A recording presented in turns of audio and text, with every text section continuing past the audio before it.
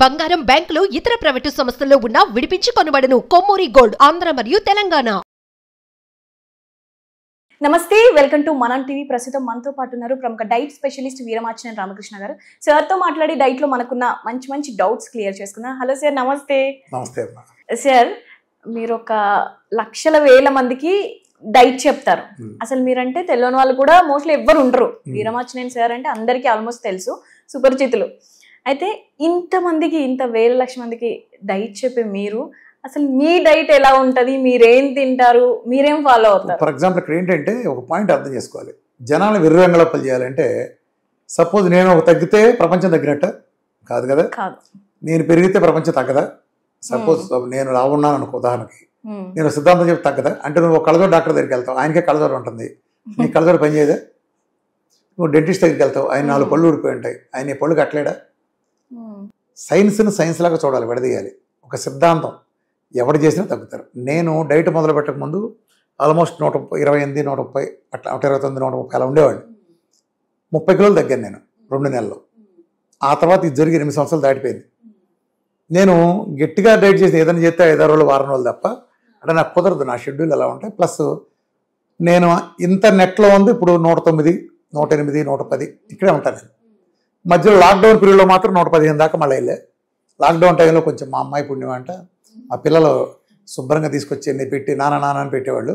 Sedentary life style అయితే. అంటే మీరు కూడా సార్ అంటే ఇంత డైట్ ఇదంతా చెప్తారు కదా, అంటే మీరు చూసి తింటారా? అంటే ఇప్పుడు ఇది తినొద్దు అమ్మో అట్లాంటిదా, లేదంటే నచ్చింది అంత తింటారా మాలానే? నేను క్వాంటిటీ తక్కువ తింటా, ఎక్కువ తిన్నా. నేను ఇంతవరకు ఫుల్ బిర్యానీ ఎప్పుడు తినలా. ఒక బిర్యానీ ఉంటే 2 తింటాం చాలు. అంటే నేనేం చేస్తానంటే బిర్యానీ తింటాను అనుకో, సగం కంటే తక్కువే తింటా. సో నాకు ఫుల్ అయ్యే వరకు తిని ఆపేస్తా. దానివల్ల నాకు ఏ ప్రాబ్లం ఉండదు. నేను కనుక ఫుల్ బిర్యానీ తిన్నానా మళ్ళీ నా 130 నాకు వచ్చేస్తుంది. నేను 110 దాటపడం కారణం అదే. అంటే ఏ ఫుడ్ అయినా నేను తిండి తర్వాత చాలా గ్యాప్ ఇస్తా. ఇప్పుడు పొద్దున్న తినొస్తాను అనుకో, క్లినిక్ వచ్చేటప్పుడు తక్కువే తిన్నా, ఏదైనా తిన్నా, బ్రౌన్ రైస్ లేకపోతే కొంచెం రైస్లో వేసి నెయ్యి వేసుకుని ఇంత అన్నం అంత కూర పెట్టుకుని, నాన్ వెజ్ ఎక్కువ తింటా, మ్యాక్సిమం ముక్కలే తింటాను అనుకో. 300 నేను 365 డేస్ నాన్ వెజిటేరియన్ తింటాను. అది తింటా, ఇంత అన్నం అంత కూర తింటాను అనుకో. మళ్ళా గ్యాప్ తిన్న తర్వాత మళ్ళీ గ్యాప్ ఇచ్చి నేను మళ్ళీ సాయంత్రం గ్యాప్లో తింటా. ఈ మధ్యలో పెద్ద ఎక్కువ తిన్నాను. ఎప్పుడన్నా ఏదన్నా తప్పపోతే ఒకటి ఎనర్జీ లేదంటే చిన్నది ఏదన్నా ఒకటి తింటాను అంతే.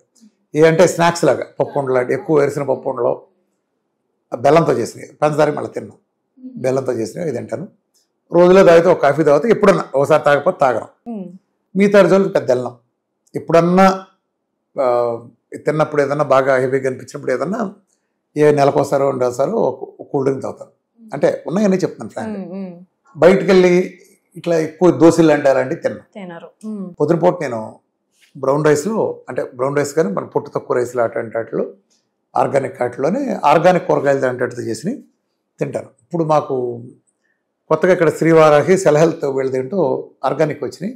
అది వచ్చినాక నేను అంతకుముందు నాన్ వెజ్ ఎక్కువ తినేవాడిని కాదు, ఇప్పుడు వెజిటేరియన్ కూడా విపరీతంగా ఎంజాయ్ చేస్తాను.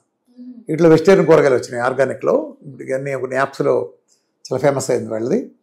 వాళ్ళు వచ్చిన తర్వాత నాకు వెజిటేరియన్లు అద్భుతంగా ఉన్నాయి.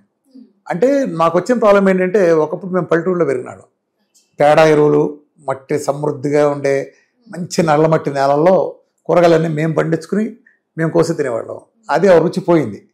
ఆ రుచి లేదు కాబట్టి పెద్ద నేను తర్వాత వెజిటేరియన్ చేద్దాన చప్పగా ఉంటాం. మీరు నాన్ వెజ్ తీసుకుంటారా? నేను పూర్తి స్థాయి నాన్ వెజిటేరియన్. రోజు మొత్తంలో అది పండగ పబ్బం వాటితో నాకు సంబంధం లేదు. నేను నాలుగు మీద ఒక ముక్క పడాల్సిందే, ఎక్కువ తిన్నా. మళ్ళీ నేను అసలు 1/4 కిలో మించి ఎప్పుడు ఎక్కువ తిన్నా. గత 20 ఏళ్ళు అంతే.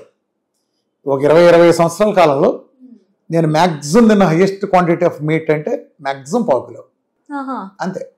4 2 కింద లేదు అంతే, అంతవరకు తీసుకుంటారు. నాన్ వెజ్ లేకపోతే ముద్ద లేకపోతే కుదరదు అంతే. చాలా తక్కువ తింటాను. అది రైస్ తక్కువ తింటాను, కొంచెం కూర ఎక్కువ తింటాను, సరిపోదు. అది తిన్నాక ఏంటంటే గ్యాప్ వస్తా. గ్యాప్ తర్వాత కావాల్సినప్పుడు నాకు కావాల్సింది తింటాను. 2 సార్లు నాకు కావాల్సింది తింటాను. స్నాక్స్ కావాలంటే స్నాక్స్ తింటాను, అన్నీ తింటాను. ఏది చేసినా 2 సార్లు చేస్తాను, మిగతా టైం అంతా గ్యాప్ చేస్తాను.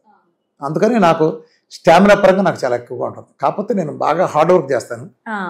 నాకు మార్నింగ్ క్లినిక్ రావడం అంటే 9-10కి క్లినిక్ వస్తాను. ట్రాఫిక్ అది ఉంటుంది కదా, ఎంత చూసుకున్నా పొద్దున్నే రావగానే కూడా ఎప్పుడు రీసెర్చ్లో ఉంటాను నేను. చాలా డాక్టరేట్లో చేస్తున్నాను, చాలా రీసెర్చ్లో ఉన్నాను, నేను చాలా రీసెర్చ్లో ఉంటాను. రాత్రిపూట కూడా గ్రూప్ డిస్కషన్లో లేకపోతే నాకు స్టడీ పర్పస్గా 12 దాకా 30 వరకు కూడా చదువు తింటూనే ఉంటాను. ఇక్కడ క్లినిక్ దగ్గర నుంచి వెళ్ళినా కాల్స్ ఆన్సర్ చేయటం లేకపోతే రీసెర్చ్ డిస్కషన్స్. అంటే నేను ఈ లోకంలో తప్పితే నేను దేంటో బతకను. నాకు వేరే ఎంటర్టైన్మెంట్ లేదు. అరుదుగా సినిమాలకు వెళ్తాను, మంచి అనుకున్న సినిమాలకు వెళ్తాను, అంతే. అంత మించి ఎంటర్టైన్మెంట్ లేదు. మ్యూజిక్ ఒకటి వింటాను, సైకిల్ దొక్కేటప్పుడు ఎప్పుడన్నా మ్యూజిక్ వింటాను, అంతే. సో స్ట్రెస్లెస్ గా ఉంటే కూడా వెయిట్ లాస్ అవ్వచ్చు అంటారా sir? Stress is the leading cause of obesity అమ్మ. ఇవాళ యూత్ అందరికీ ఉన్న స్ట్రెస్. వీళ్ళ స్ట్రెస్లు ఏంటంటే, గతంలో స్ట్రెస్లు అంటే ఇంట్లో ఎవరికైనా క్యాన్సర్ వచ్చిందా, ఇంట్లో ఎవరైనా చచ్చిపోతున్నాడా, లేదా ఇళ్ళని తప్పులు పాలైపోయామా, పంటలు నష్టపోయామా, ఇవి స్ట్రెస్. ఈ సంవత్సరం ఎలా తినాలి, పంటలన్నీ పోయినాయి, ఇది స్ట్రెస్ అంటే. ఇప్పుడు అలా కాదు. ఫేస్బుక్లో మనం ఫోటో పెట్టామా, 23 లైక్లు వచ్చినాయంటే 25 ఎందుకు రాలేదు. దీనికంటే స్ట్రెస్ భారతదేశానికి కూడా ఉండదు. భారతదేశ అప్పుల గురించి ఆర్థిక శాఖ మంత్రికి కూడా వీడుకుంటే స్ట్రెస్ ఉండదు. 23 లైక్లు, ఆ 2 లైక్లు ఎందుకు పడలేదు నాకు కనీసం, ఏం తప్పు జరిగింది అని మదన పడతాడు.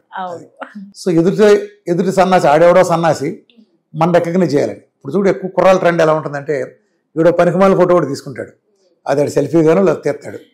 ఈ కాకి పిల్ల కాకి ముద్దని అది ఒక అంతర్జాతీయ కళాఖండంగా ఆడికి కనిపిస్తుంది, దాన్ని పబ్లిక్లో పెడతాడు. దాని ప్రపంచంతో మెత్తుకోవాలని ఉద్దేశం. కనీసం దాన్ని ఎవడు పడుచుకొని కూడా పడుచుకోడు, దేకను కూడా దేకడు. అప్పుడు ఈ డిసప్పాయింట్మెంట్, స్ట్రెస్. ఆ స్ట్రెస్లో వెళ్ళి బిర్యానీ తింటాడు, వీరు కొడతాడు, లేక రకరకాలు అయిపోతాయి. ఇప్పుడు ప్రతిదీ స్ట్రెస్సే. అసలు స్ట్రెస్ అనేది విపరీతం. యూట్యూబ్ చూసి కాంపిటీషన్లు అన్ని స్ట్రెస్. అందులో పోటీ వాళ్ళు అయిపోయింది. పోటీ ప్రపంచంలో ఆడెంత ఎదగలేకపోయిన స్ట్రెస్, ఎంత ఎదిగినా కానీ ఇంకేమన్నా చూసుకున్న స్ట్రెస్. ఇది సార్ మీరు గీ పప్పులు అన్ని తీసుకుంటారా? అసలు అన్ని. నెయ్యి అంటే కారిపోసి తడిసిపోవాల్సిందే నాకు. అదేం సార్, గీ తింటే ఇప్పుడు ఇడ్లీ తిన్నాను, పొద్దున యాక్చువల్ 2 ఇడ్లీ తిన్నా. ఇడ్లీ తింటే మునిగిపోద్ది అంతే, కానీ 2 ఇడ్లీ తింట.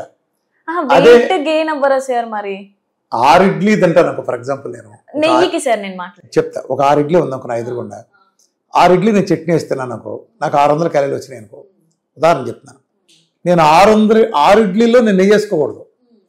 నేను 6 ఇడ్లీ నేను నెయ్యి వేసుకుందాం అనుకుంటే 4 ఇడ్లీలు వేపేయాలి. 2 ఇడ్లీలు ఫుల్ నెయ్యి వేసుకో, శుభ్రంగా కమ్మగా తిను, ఎత్తే. తమాషా ఏంటంటే, నువ్వు 6 ఇడ్లీ కనుక నెయ్యి లేకుండా తీసుకుంటే నువ్వు 7 గంటలు తింటే నేను 9 అరిగిపోతుంది. అవును దీనికి. అదే నేను 2 ఇడ్లీ తిని ఫుల్ నెయ్యి వేసుకుంటే నాకు 12-1 గంటల దాకా ఆకలేదు. కంపల్సరీ అది వరకేనా? టెక్నిక్ అర్థమైందా? అవును అవును. సో ఫ్యాట్ ని మన గ్లైసెమిక్ ఇండెక్స్ మారుస్తుంది. గ్లైసెమిక్ ఇండెక్స్ కట్ చేసేస్తుంది. హై గ్లైసెమిక్ ఇండెక్స్ ఉంటే తొందరగా అరిగిపోయి రక్తంలో కలిసిపోతుంది. ఉదాహరణ గ్లూకోన్ డి ఉంది, హైయెస్ట్ గ్లైసెమిక్ ఇండెక్స్ 100 ఉంటుంది. అందుకని వీళ్ళ నోట్ వేసుకోగానే షుగర్ రక్తంలోకి వెళ్ళిపోతుంది. అంటే అంత రెడీగా చేసి ఉంటుంది. ఇన్స్టెంట్ ఎనర్జీ అంటారు చూసావా, మనకి ఇచ్చినప్పుడు, ఓఆర్ఎస్ ఇచ్చినప్పుడు ఇదంతా. సో అది. అదే నువ్వు కోడిగుడ్డు తింటే ఎప్పటికో అరిగే ఎనర్జీ వస్తుంది. అర్థమైంది? లాంగ్ టర్మ్ వస్తుంది ఎనర్జీ. సో అది కార్బోహైడ్రేట్ కూడా అవసరమే, కానీ దుర్వినియోగం చేయడం వల్ల ప్రాబ్లం. సో మీలా మేము కూడా చూసి తినాలి. అది అనుభవం మీద వస్తుందమ్మా. ఇది మనిషిని బట్టి చేసుకోవాలి. ఇప్పుడు అందరూ మహేష్ బాబులా సన్నగా ఉండాల్సిన అవసరం లేదు. కంఫర్ట్ లెవెల్ అంటే నువ్వు ఒక 10 అంతస్తులు డాబా ఏదో కర్మగా లిఫ్ట్ కరెంట్ ఆగిపోయి ఎక్కాల్సి వచ్చినప్పుడు, లేదా ఎక్కాల్సి వచ్చినప్పుడు, నువ్వు ఎక్కలేని పొజిషన్ ఉన్నావంటే నువ్వు సంథింగ్ ఖచ్చితంగా నువ్వు డైట్ విషయంలో కుదిరిన పునరాలించుకోవాలి, చేయాలి. నువ్వు ఎక్కగలిగే స్టామినా ఉన్నప్పుడు లావు నేను కాదు. ఒక లావు వాళ్ళు ఉంటారు, వాళ్ళు 20 కిలోమీటర్లు పరిగెత్తగలరు కూడా. వాళ్ళకుండే స్టామినాకి బక్క వాళ్ళకు ఉండదు. ఈడు 4 అడుగులు ఏదో రూపుతాడు. స్టామినా కావాలి ముఖ్యంగా. అది బేసికల్గా మంచి నిద్రపోవటం. నేను కమ్మగా నిద్రపోతా, నిమిషాలు సెకండ్లో నిద్రపోతా. ఇప్పుడు నువ్వు ఇంటర్వ్యూలో నాకు 2 నిమిషాలు గ్యాప్ ఇచ్చి నేను నిద్రపోదలిస్తే యోగ నిద్ర ఒకటి ఉంటుంది. అలా కుర్చీలో పడుకుంటే 1 నిమిషం లోపు నాకు అసలు నా కాన్షియస్ పోతుంది. నేను అలారం పెట్టుకుని నేను 2 మినిట్స్ 3 మినిట్స్ వేసేస్తాను. ఆ 2 మినిట్స్ కి నాకు పవర్ నాప్ అంటారు దాన్ని. అదేలా సాధ్యం సార్? అంటే జనరల్ గా మనసు ప్రశాంతంగా ఉంటే సాధ్యపడద్ది.